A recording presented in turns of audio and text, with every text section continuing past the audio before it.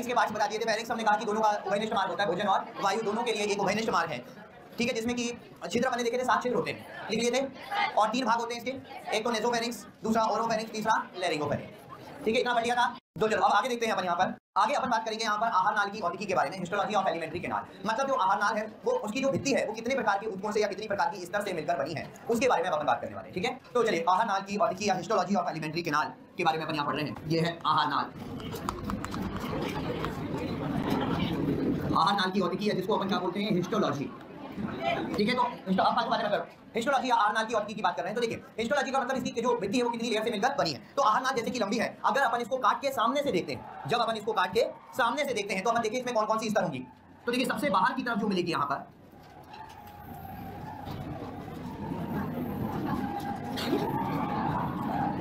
देखिए सबसे बाहर की तरफ जो होगी उसको अपन कहेंगे सिरोसा। सबसे बाहर कौन सी स्तर है इसकी, सबसे बाहर जो होगी वो सिरोसा होगी, ठीक है। सिरोसा के अंदर की तरफ अगर अपन चले यहाँ पर, तो अंदर की तरफ चलेंगे तो यहाँ पर लॉन्गिट्यूडनल मसल्स होंगे। ये वाली जो स्तर अंदर की तरफ मैं बना रहा हूँ, ये जो अंदर की तरफ स्तर है ये कौन सी है, ये है लॉन्गिट्यूडनल मसल, या इसको कहते हैं ऊर्ध्व पेशियों की स्तर है। अभी अपन लॉन्गिट्यूडनल मसल को आगे LM से लिखेंगे शॉर्ट में, ठीक है। लॉन्गिट्यूडनल मसल के अंदर वाली जो स्तर होगी, लॉन्गिट्यूडनल मसल के अंदर वाली जो स्तर है इसको अपन कहेंगे सर्कुलर मसल। ये क्या कहलाएगी, सर्कुलर मसल, या इसको कहेंगे अपन वर्तुल पेशी, ठीक है, जिसको अपन आगे CM से लिखेंगे, सर्कुलर मसल। और सर्कुलर मसल के अंदर की तरफ अपन जब देखेंगे तो हमको यहाँ पर मिलेगी सब म्यूकोसा, सब म्यूकोसा मिलेगी, और सब म्यूकोसा के अंदर म्यूकोसा मिलेगी, और म्यूकोसा के अंदर यहाँ पर ये जो है ल्यूमेन है, गुहा है, ये कोई स्तर नहीं है, ये ल्यूमेन गुहा है जहाँ से कि भोजन पास हो रहा है, यहाँ से फूट जाएगा, भोजन जाएगा, ठीक है। तो बीच वाली आहार नाल की क्या हो गई है, गुहा हो गई, ठीक है। तो सबसे बाहर कौन सी स्तर है भाई, सबसे बाहर, उसके अंदर लॉन्गिट्यूडनल मसल, उसके अंदर सर्कुलर मसल, और ये दोनों मिलकर बनाते हैं पेशीय स्तर। ये दोनों मिलकर क्या बना रहे हैं, पेशीय स्तर, या इसको कहते हैं मस्कुलेरिस। पेशीय स्तर या क्या कहेंगे इसको, मस्कुलेरिस कहेंगे, ठीक है। उसके अंदर क्या है, उसके अंदर, और सम्यूकोसा के अंदर, सम्यूकोसा के अंदर, और उसके अंदर ल्यूमेन या गुहा होगी, ठीक है।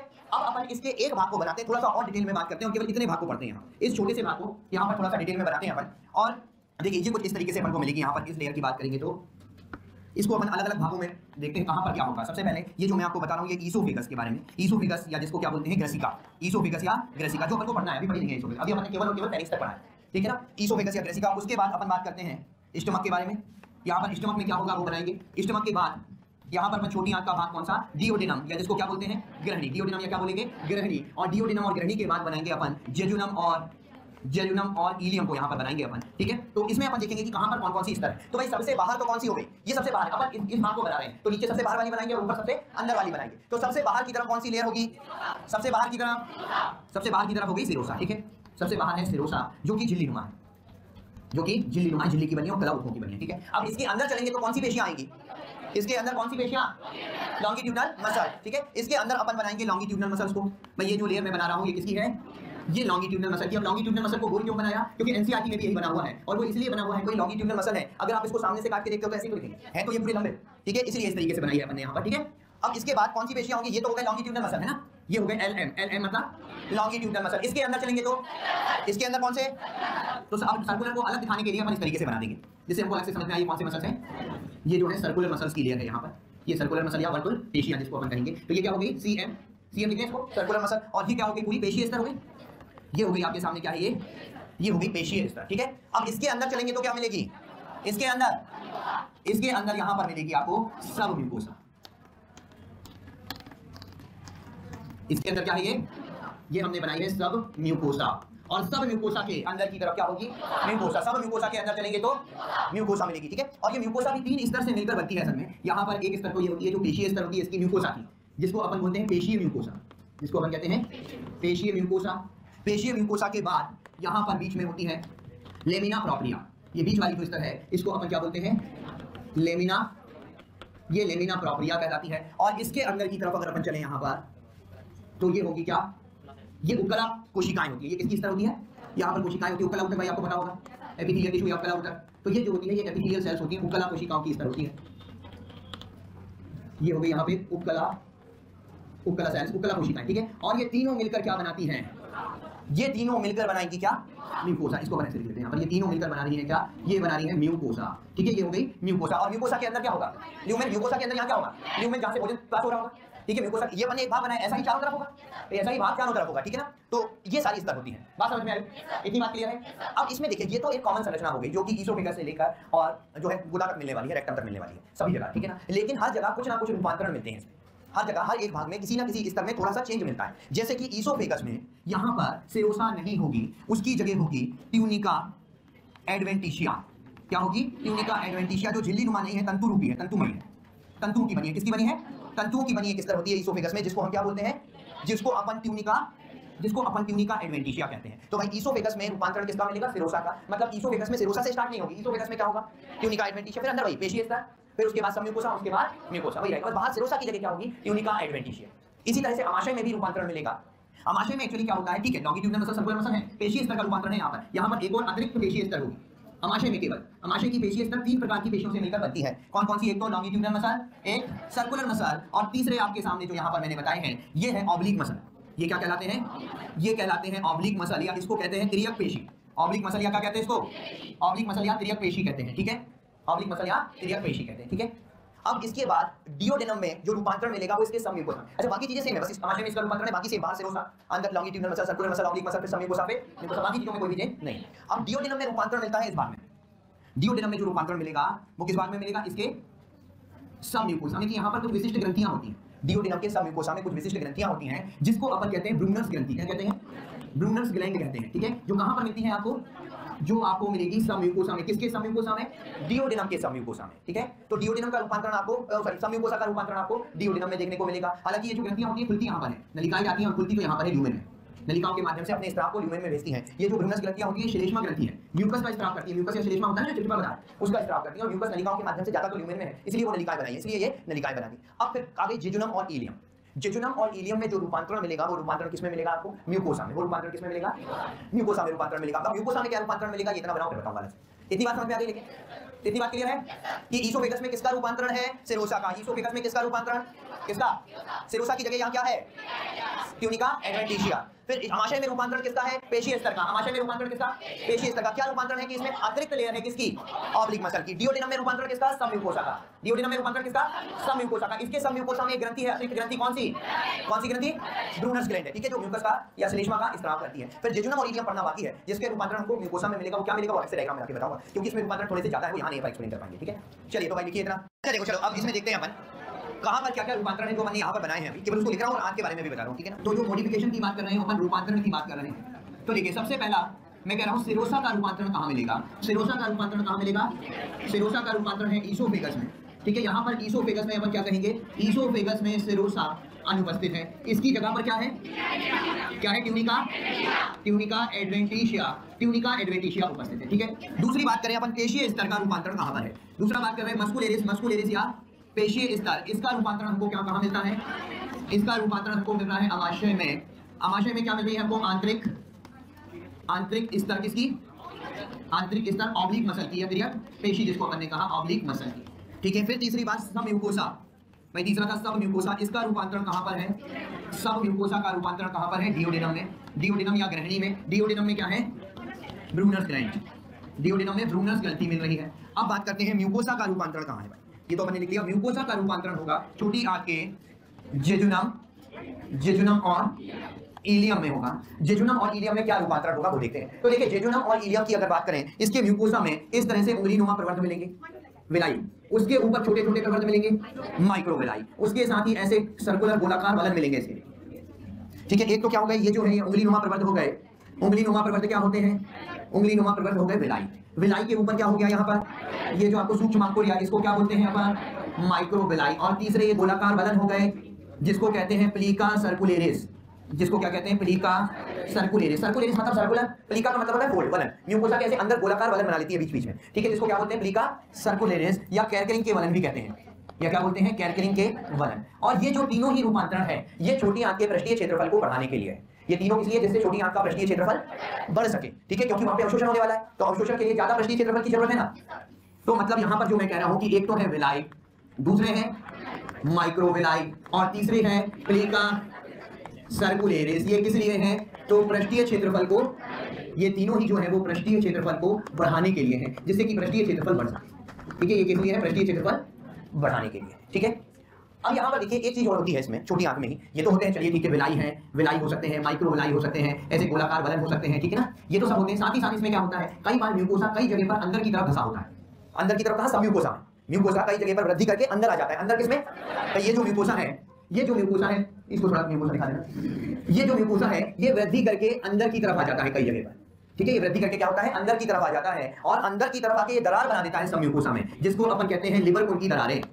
ये दरारें क्या कहलाती हैं, लिवर कुंड की दरारें। लेकिन ये पृष्ठीय क्षेत्रफल बढ़ाने के लिए नहीं होती, ये दरारें जो होती हैं इनमें ग्रंथि कोशिकाएं होती है जो आंख की ग्रंथि बनाती है। ये क्या कहलाती हैं दरारें, आंतरिक ग्रंथि। ये क्या कहलाती हैं, आंतरिक ग्रंथि कहलाती है। जो लिवर कुंड की दरारें हैं ये क्या कहलाती हैं, आंतरिक ग्रंथि कहलाती है, जो कि एंजाइम्स निकालती है जो पाचन में सहायता करते हैं। और एंजाइम्स कौन से निकालती है, ये अभी जब पाचन पढ़ेंगे ना तब बताऊंगा कि लिवर कुंड की दरार से कौन कौन से एंजाइम निकलते हैं। और वहां पर ये बनाएंगे नहीं अपन को, इसलिए यहाँ बना ली, वहां पर सीधे लिखेंगे कि आंतरिक ग्रंथि से कौन कौन से एंजाइम निकलते हैं। तो आपको याद रखना है आंतरिक ग्रंथि यहाँ पर बताएगी, ठीक है। जो म्यूकोसा है, आंख का म्यूकोसा है, वही वृद्धि करके अंदर की तरफ जाता है और आंतरिक ग्रंथि बना लेता है, जिसको अपन क्या बोलते हैं, लिवर कुंड की दरारें कहते हैं, ठीक है। तो छोटी आंख का रूपांतरण समझ में आ गया। तो छोटी आंख के रूपांतरण में भाई क्या क्या, सबसे पहले विलाई, सबसे पहले, उसके बाद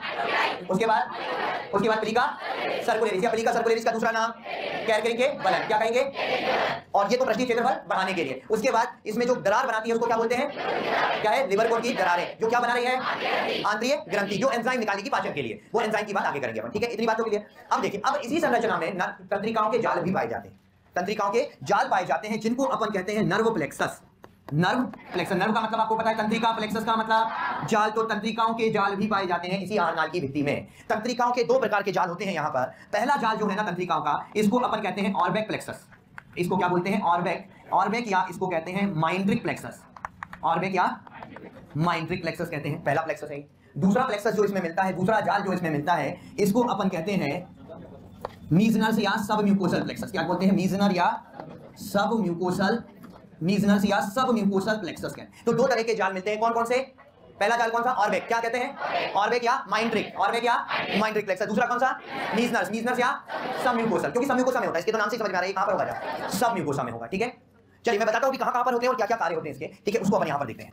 लिए चला गया है। तो अब देखो यहां पर दो तरह के प्लेक्सस लिखे हैं। ऑर्बेक प्लेक्सस पेशीय स्तर में होता है, पहले वाला जो प्लेक्सस है ना ऑर्बेक, ये पेशीय स्तर में होता है। पेशीय स्तर में ऊर्ध्व और वर्तुल पेशियों के बीच में यहां पर होगा, इस तरीके से सारे भाग में पाए जाते हैं, इसलिए भाग हटा दिए हैं, सभी भागों में होते हैं, क्योंकि ये जाल मिलते हैं ना बीच में तंत्रिकाओं के, ये जाल मिलते हैं। ये कौन से प्लेक्सस है यहां पर, ये है ऑर्बेक प्लेक्सस। ये जो मैंने बनाया है, कौन सा प्लेक्सस बनाया है, ऑर्बेक प्लेक्सस। कहां पर होते हैं ये होते हैं कहां पर, पेशीय स्तर में एलएम व सीएम के मध्य होते हैं। क्या कार्य करते हैं ये आहार नाल की जो गति होती है ना भाई, आहार नाल की गति पेशियों के कारण होती है और ये पेशियों में मिलते हैं। इसका मतलब पेशी गति का क्या कर रहे हैं, नियंत्रण। भाई तंत्रिकाओं के जाल है तो सीधी सी बात है, तंत्रिकाएं किसी ना किसी चीज का नियंत्रण तो कर रही होंगी ना, तंत्रिकाओं का कार्य है। तो यहाँ पर तंत्रिकाएं किसका नियंत्रण कर रही है, हाँ, तो आहार नाल की जो क्रमांकुचन गति होती है ना, गति है जिसको क्या बोलते हैं, क्रमांकुचन गति।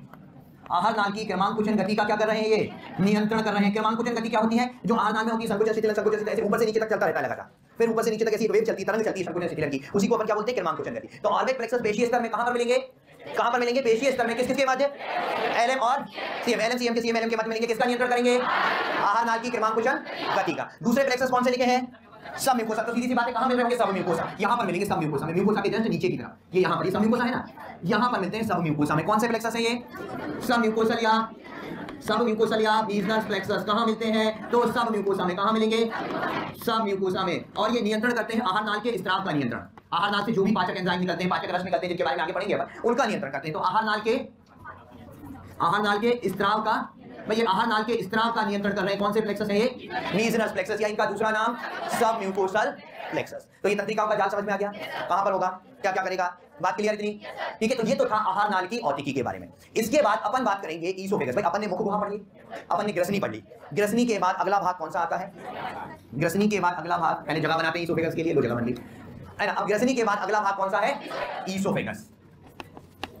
ईसोफेगस, या जिसको अपन क्या बोलते हैं, जिसको अपन ग्रसिका कहते हैं, ईसोफेगस या ग्रसिका। अब अपन ईसोफेगस के बारे में पढ़ रहे हैं। भाई ईसोफेगस जो होती है, जो ग्रसिका है, 20 सेंटीमीटर लंबी होती है, 20 सेंटीमीटर लंबी, जिसको फूड पाइप भी कहा जाता है।